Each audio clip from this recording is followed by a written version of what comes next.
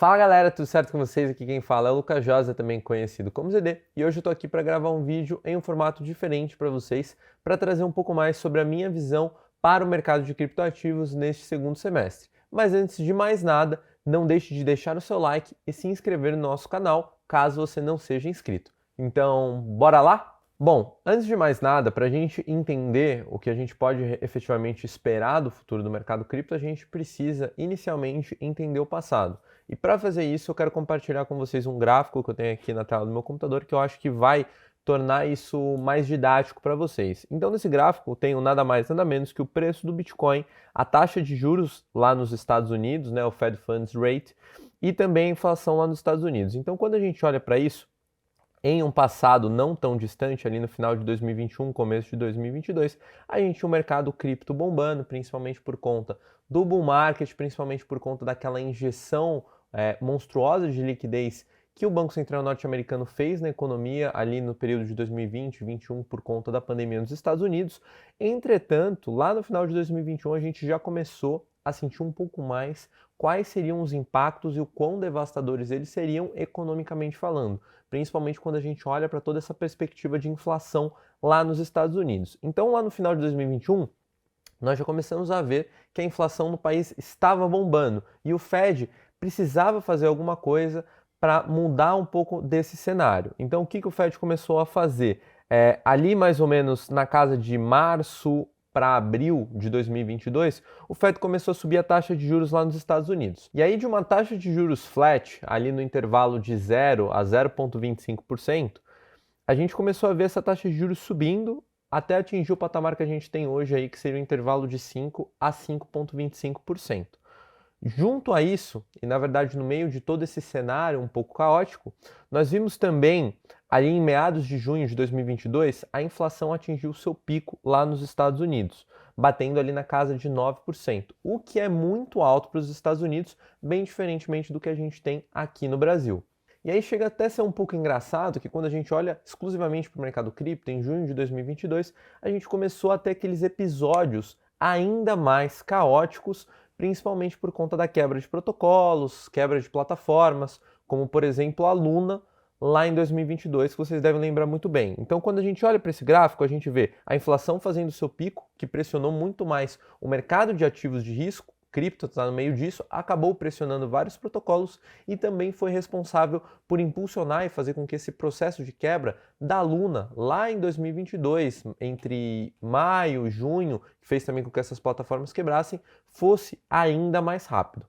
E aí, em novembro de 2022, mesmo com a inflação começando a dar os seus sinais de exaustão, demonstrando que não faria um novo pico, o Fed continuou subindo a taxa de juros lá nos Estados Unidos para controlar a inflação e tentar trazer mais rápido para sua meta. No mesmo período, a gente também teve a FTX quebrando, trazendo um grande impacto negativo para o mercado de criptoativos. Então, o ano de 2022 como um todo foi um ano bem dramático para esse mercado. E aí, logo no início de 2023, quase que em uma virada de chavinha, o apetite a risco começou a voltar para o mercado, principalmente porque a inflação lá nos Estados Unidos começou a dar sinais de que estava efetivamente uma tendência de baixa. O Fed continuou subindo a taxa de juros lá nos Estados Unidos, mas de uma forma muito mais previsível para o mercado. E previsibilidade acaba fazendo preço e acaba tendo também o seu impacto positivo, digamos assim, para o mercado. Então o mercado entrou meio que em um modo de risk-on, o mercado cripto como um todo subiu aí na casa de 46%, entretanto, ele teve uma queda ali em meados de março, muito forte, principalmente por conta da quebra do Silicon Valley Bank e também do cenário caótico em torno da USDC, uma stablecoin que acabou perdendo a sua paridade com o dólar. E com a quebra do Silicon Valley Bank lá nos Estados Unidos,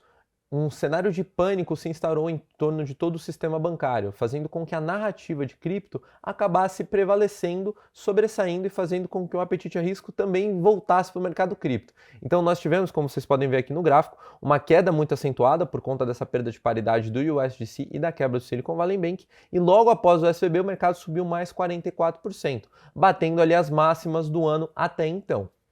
Entretanto, o mercado não conseguiu manter esses níveis de preço, principalmente por conta das incertezas no cenário regulatório lá nos Estados Unidos. E até por conta disso, a gente teve uma queda um pouco mais acentuada, de quase 5%, justamente por conta do processo da SEC contra a Coinbase e contra a Binance, que foram acusadas de estarem vendendo securities de forma irregular lá nos Estados Unidos. E no meio disso tudo, uma coisa que a gente acaba sempre batendo quando a gente olha para o mercado cripto como um todo é o aumento do interesse institucional pelo mercado. Quando esse aumento de interesse acaba acontecendo, a gente vê movimentos de preço cada vez mais fortes. E aí, logo após esse pânico que se instaurou no mercado cripto por conta do aumento da incerteza regulatória, que fez com que vários tokens acabassem caindo 20, 30 e até mesmo 40%, nós tivemos um súbito aumento no interesse institucional, sendo drivado principalmente pela BlackRock submetendo um pedido de registro de ETF de Bitcoin à vista lá nos Estados Unidos para a SEC. Para quem não sabe, a BlackRock é hoje a maior gestora de ativos do mundo e isso acaba trazendo um impacto muito forte para o mercado, fazendo com que se torne cada vez mais plausível que esse instrumento financeiro, esse ETF de Bitcoin à vista, esteja cada vez mais próximo de se tornar uma realidade lá nos Estados Unidos, o que pode atrair muito investimento não só do lado do varejo, mas também pelo lado institucional, principalmente por ser um instrumento mais seguro e talvez mesmo mais fácil de exposição ao mercado de criptoativos. E esse movimento acabou trazendo muita força, mas muita força mesmo para o Bitcoin, principalmente para a narrativa do Bitcoin, em comparação a outros criptoativos, os que são chamados efetivamente de altcoins, que já tinham sofrido muito por conta do aumento da pressão da SEC lá nos Estados Unidos. Entretanto, parece que esse cenário está prestes a mudar, né? A gente viu a dominância do Bitcoin disparando, mas agora parece que esse cenário vai mudar um pouco, principalmente por conta dessa notícia aqui, que foi a Ripple ganhando o processo contra a SEC em relação à oferta inicial que foi feita do seu criptoativo, tanto para o lado de varejo quanto para o lado de institucional. Para o lado de institucional, ainda há algumas ressalvas, principalmente em relação à forma com que foram vendidos esses tokens, mas para o lado de varejo, Ripple, aos olhos da juiz que está cuidando do caso, não é mais considerado como security. E isso, para as altcoins como um todo, que vem sendo considerado como securities pela SEC, é uma vitória gigantesca e acaba abrindo um espaço muito grande para que esses outros criptoativos voltem a outperformar dentro do mercado e principalmente a outperformar o Bitcoin. E aí chegamos na parte mais importante desse vídeo, que é efetivamente o que você pode esperar do mercado cripto nos próximos meses, tanto em termos de narrativa dentro do cenário micro quanto no cenário macro. E se você já chegou até aqui, não deixe de deixar o seu like nesse vídeo e também de se inscrever nesse canal, caso você não seja inscrito. Olhando aqui agora para aquele mesmo gráfico que eu compartilhei com vocês no início do vídeo, nós vemos aqui que a inflação dos Estados Unidos está efetivamente em uma trajetória descendente, batendo aí na casa dos 3%, o que já é uma grande queda comparada com os 8, 9% que a gente teve ali no meio de junho de 2022.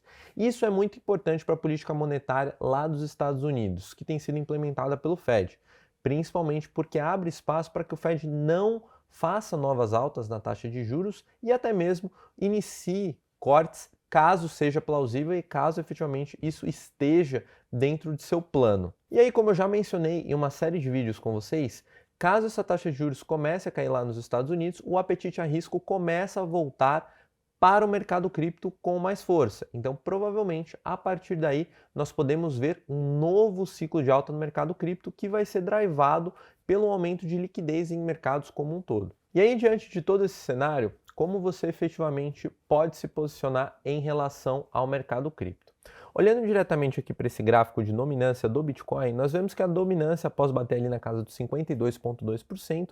teve ali a sua maior queda diária desde junho de 2022, logo após a vitória da Ripple contra a SEC. E qual que é a minha visão em relação a isso? A partir desse momento, com o cenário macro se tornando um pouco mais previsível em relação à inflação, obviamente, o Fed ainda está muito longe da sua meta da inflação ali na casa dos 2%, mas com esse macro se tornando mais previsível, com esse ciclo de alta na taxa de juros chegando cada vez mais próximo do fim, muito provavelmente a gente vai ver esse fim entre julho e setembro desse ano,